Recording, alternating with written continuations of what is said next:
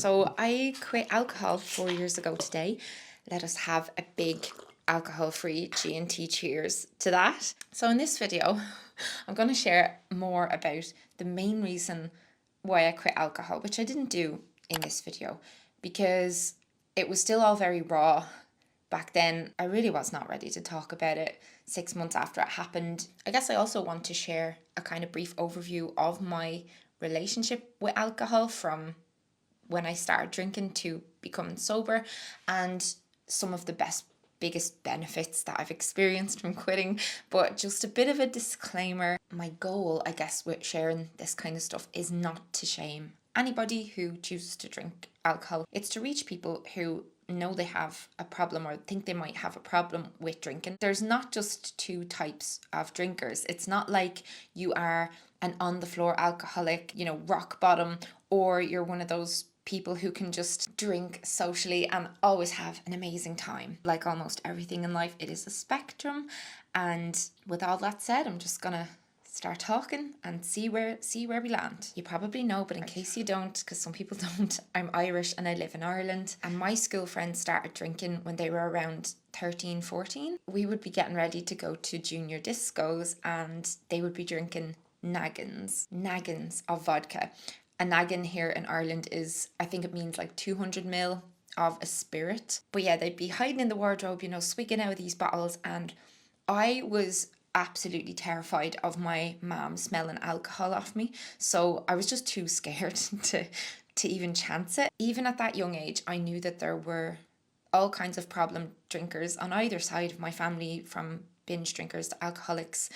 Like with most families in Ireland, it's not unique or rare, and I just didn't want to go down that road. I didn't want to disappoint my parents, but as I went through my teen years, the peer pressure really mounted on me, and by the time I got to like 16, I was just getting smashed in fields, on sleepovers, at parties. Got myself a boyfriend. His whole crowd of friends would heavily drink, everything from like gold slager, which is this liquor with cinnamon and bits of gold flakes in it, and they'd drink absinthe. They'd even get their hands on poachine, which is illegal, I'm pretty sure. And I just really wanted to fit in, so I would either drink flavoured ciders or alcopops. Alcopops really did get me on to drink, and I feel like they're the equivalent of those strawberry flavored vapes. If that's like an alcopop, whiskey is like a cigar. They lure so many people in. And so that's around the age when I would start drinking at concerts with my friends. I started going to a nightclub with a fake ID when I was 17. My mum and I stopped seeing eye to eye around the time I started drinking, and I was 16 and I moved out because we were fighting so much. And literally now, as a mother myself, like I have 2 kids, and I can see that she was just trying to protect me. But obviously, me being a teenager, I just saw her as the biggest buzzkill and I wanted her to leave me alone to have fun. So I moved in with my dad, and dads and teenage daughters have a different relationship. Like, he just wanted to give me my space, so I was able to get away with a lot more and hide a lot more from him. He would go out to the pub with his friends, and I would bring friends over, and by midnight, all like in the bath, so drunk, destroying his apartment after drinking multiple bottles of rum. Between 16 and 21, those were my prime binge drinking years. And there were so many nights where I would wake up and not remember how I'd gotten to where I was, what I'd said, what I'd done. Or I'd have these like flashbacks of things. Like, I remember being very in and out of consciousness, and a friend of our friend group, like I was in between his legs and he was assaulting me basically. Like, he was groping the inside of my thighs, he was sucking on my earlobe. And I remember I didn't want to tell anyone because I was so paranoid that my then boyfriend would think that I had cheated on him. And stuff like that just happened all the time. I don't want to say that all this awful drunken behavior was normalized necessarily, but it was normal. It was common. Girls passed out at parties, and guys just pulling down their underwear in front of everyone and laughing, while the girls were like incapable of reacting, so they were literally unconscious. People around me would just get so drunk and get into these massive fights, or drive really dangerously. I remember being in a car with someone who was really, really far gone, and just completely panicked. The car swerved and I hopped out and hid in a bush overnight. And I was so drunk, I had no idea where my phone was. Like, this kind of stuff all the time. I broke my wrist while I was drunk. I was assaulted a second time in a laneway by two men. One of them ripped my tights with a set of keys, and I spent the rest of that night in a police car with my dad, trying to find them outside one of the pubs. And I got into so many fights with people I loved, partners, family, when I was drunk. And I spent, God only knows how much money. I probably could have bought my first car.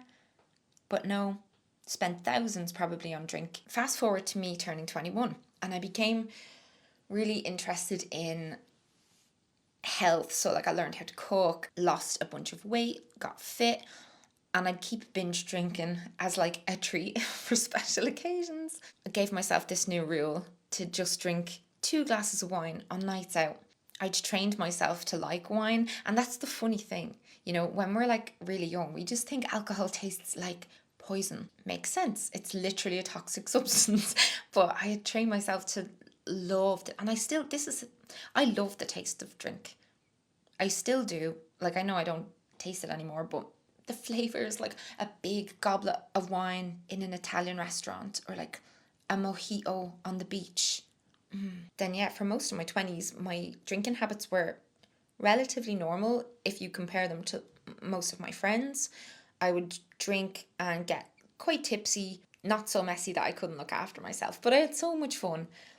Work events, holidays, you know, I had an all right relationship with alcohol. And then I moved to Spain, which some of you probably remember. My now husband was training to be a pilot, and I moved over there to like support him and stuff. And our whole lives were like, he was studying, I was writing my first novel, the one with the alcoholic granny. And yeah, we'd go to the gym, and that was like our whole life. So on the weekends, we really liked to let loose. And the thing is, in Spain, they love to free pour their spirits. Like, say if you order spirits with a mixer, like with Coke, in Ireland it'd be like, say, that much, and in Spain it'd be like that much. And it was all like a load of guys in his class, and who we would go out with for these dinners and stuff. And I just wanted to keep up with them, I guess. I think that's where it started. I was trying to drink like a man with my smaller, much less capable female body. I could not deal with the same amount of alcohol that they could, but I was drinking the same amount and just blacking out a lot, embarrassing myself so bad. We would go out for dinner and they'd have a few drinks and I would leave completely off my tits. I'd be falling out of taxis, into ditches, vomiting on all fours. Just like Thomas told me, I'd lock myself in the bathroom and I'd be on the floor screaming into the floor. Just incoherent gobbledygook coming out of my mouth. So many things that I just wouldn't remember, you know. Because the thing is with me, if there's any icky feelings there, like jealousy, insecurity, worry, at the time I'd repress it, but mix in some alcohol and I'd let it all out. It would like explode out of me. And I think that's why I started to like want to get so drunk often, because I could be vulnerable and I could blame the drink, you know. What, me? Deeply insecure about your friendship with this beautiful girl because I feel threatened, because right now I have some self-image issues, and because every time I've been in love in the past, the person has cheated on me or has betrayed me in some extreme way. No.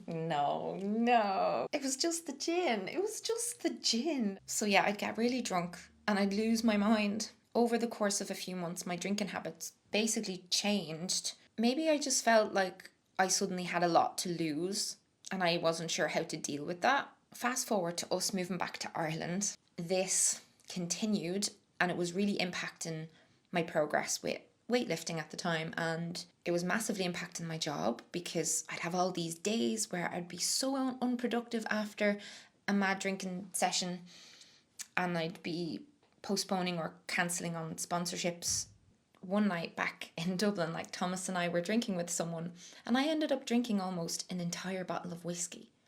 The beginning of this is in a vlog from the time, and this will just show you how much people hide from their online content. Like, same thing that night, like me vomiting everywhere, screaming into the floor, blacking out. And this happened a few times. Before we get into the actual incident that led to me quitting drink cold turkey, let me quickly tell you about today's video sponsor. If you're watching this and you're having problems with drinking and you're not doing therapy, hand on heart, you will benefit so much from speaking to a professional. BetterHelp, that's better, H-E-L-P, the world's largest therapy service. It's 100% online. With BetterHelp, you have access to 30,000 odd therapists who are licensed and experienced, and they can help you with not only alcohol issues, but a wide range of struggles that you might be experiencing. And to start, you just have to answer a few questions about your needs and what you're looking for with therapy, and it'll help them to match you to the right person. And then you can just talk to them whenever it's comfortable for you. You can ring them, you can text them, you can have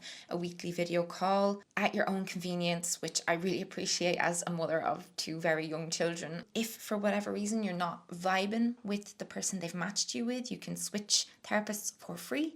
And as someone who has her fair share of experience with in-office therapy and with BetterHelp, I'm using them now for postpartum issues. Like, you can probably tell by my eyes, I look very tired, and I was crying a lot yesterday. I'm dealing with a lot behind the scenes, and BetterHelp really helped me. They were there for me during the pandemic, and if you're interested, you can get 10% off using my link. It's down in the description box.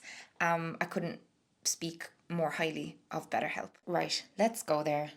The incident. So one night we were in a hotel lobby, my husband and I, was before we were married, and it was his first time meeting my mum.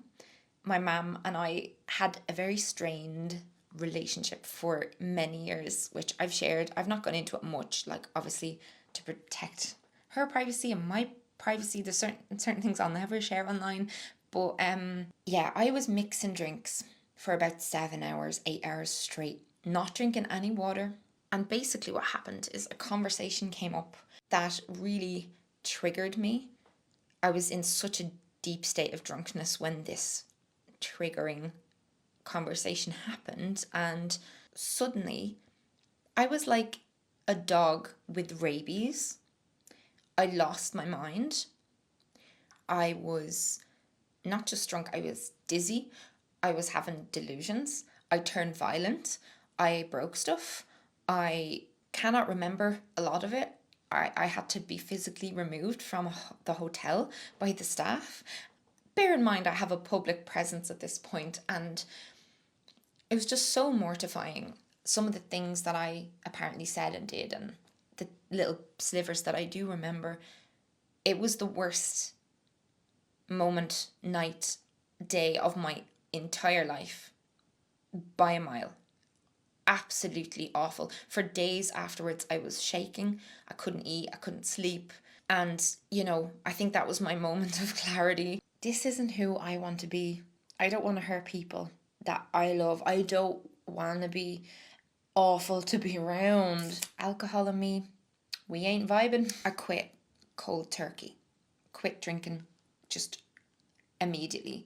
Found a therapist, and she thought it was a alcohol-induced psychosis. And she not only walked me through how she thought I was self-sabotaging and pushing my husband away because I didn't feel that I deserved a loving, safe relationship. She introduced me to shadow work, which just makes it impossible for you to run away from your true self, your repressed self, like your hidden self, even hidden from yourself. It's just fascinating. She also taught me about this thing called transactional analysis, completely life-changing, and I still use it to this day. I could do entire videos on those subjects. Let me know if you want that. But in the meantime, I'm going to link a little bit about them in the description box below. And yeah, so on to right, where am I at now with sobriety? You might remember I first committed to 1 year sober. Then after that year was up, I committed to 5 more years sober. And the reason for not just being like, I'm done forever, is because I struggle with black and white thinking like that. And I don't know. it's easier for me to commit if I know it's not like locked in for life. It just makes it less scary. I quit and committed to the year off drink. Firstly, mainly to prove to Thomas that I was really serious about sorting my shit. I knew in my bones that everything I wanted was within reach, and I could have ruined it all. I could have ruined it. I could so easily not be in the position I'm in now with my family and my home if I hadn't have quit, because it was, that night was a nail in the coffin, you know, and I had to sort out all of my fears wrapped up in relationships. And like, I had found something that was more important than fun. That's what you have to do. Something has to matter more than fun. If I wanted this healthy, happy family that I'd always dreamed of and to be a great mother, I couldn't keep going the way I was going. No way. Quitting, it wasn't just for Thomas. It was for me and my future self. That's what's kept me off the drink. That's what stops me from having it when I want it. Because I do sometimes want it, but I don't want it enough. I don't want it more than the stability and happiness of my family. To the benefits. So I made a reel about this there. Discovering real confidence and realizing that so much of why I would drink a lot socially was the fear of just not being interesting to people and not being able to have deep and interesting conversations without that kind of social lubricant. It feels so good to know that I can kind of just sit with anyone now and just talk about anything and not rely on a literal poison. No more hangovers. Not being hungover, surprisingly, feels better than being drunk. I am way more productive. Way more productive. I get so much done now, even though I have 2 kids and I'm like a stay-at-home mom. Like, I maximize every spare hour that I have. Back when I had no kids and I was drinking, like, I would just so procrastinate so much, so easily. Way less regretful behavior, less shame, less remorse, less being a little bitch. I've saved a small fortune. I remember hearing someone say that in the course of your lifetime, you can spend up to like 200,000 quid on alcohol. It's terrifying. It's like a house. I remember being 19 and I would be able to drink easily like 20 alcohol pops. Just add that up. That's like insane. No more puffy drinking face. I used to just have this constant bloated face from drink. Way less conflict with people I love.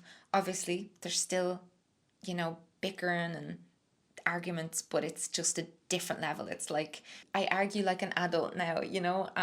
Transactional analysis, I'm reminding you about that. It's linked down below. Please read about it. Changed my life. Read into the health benefits of not drinking alcohol. My cancer risk is reduced as I get older. This stuff is way more of a big deal to me because I know so many people my age who've developed cancer, who are cancer survivors.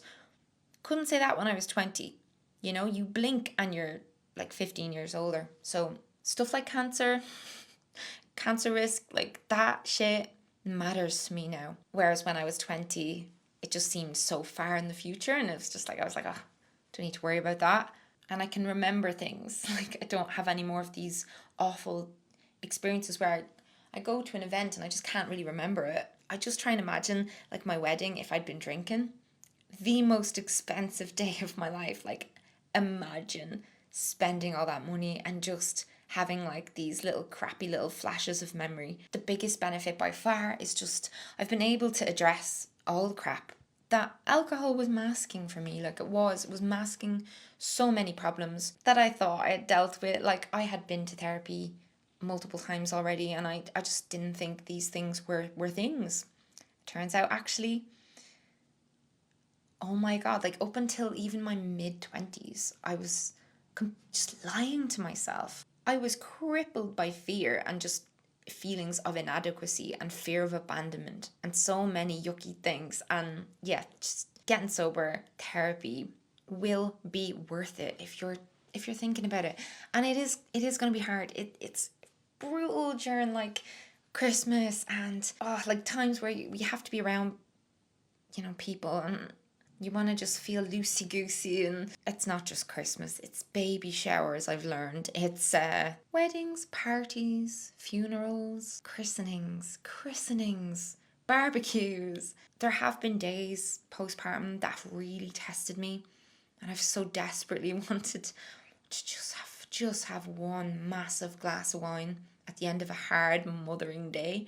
There have been times where I've sniffed the top of bottles. It's not like it's just easy all the time. It's mostly easy now. As time has gone on, it's gotten easier, but there are days that are hard, but it is still worth it. And like will I ever be drunk again? No. I can say that now, 100%. I'm never getting drunk again. Will I ever drink again? Maybe. And being able to say that keeps me going. But yeah, I'm stupid proud of myself. I am, and I'll give myself that. I'm so proud of myself for this 4 years as someone who with that background that I've just shared. But yeah, that's me. I'm going to stop talking now. That's my video. Please share with me your experiences with drink down below in the comments. And like, did you come to this channel because of my quitting alcohol video, like my pros and cons video? I still get amazing messages every week from people about that video and how it's helped them. And it's an amazing feeling to know that like I've positively impacted anyone. I'm gonna go. Thanks again very much to BetterHelp for sponsoring me. And I hope that this has been a kick up the arse for someone watching. Even if it is for 5 of you, 2 of you, 1 of you, I'll be delighted that I posted it. I still can't believe I'm going to post this on the internet. Right, I'm going to go. I never know how to end a video. Ooh.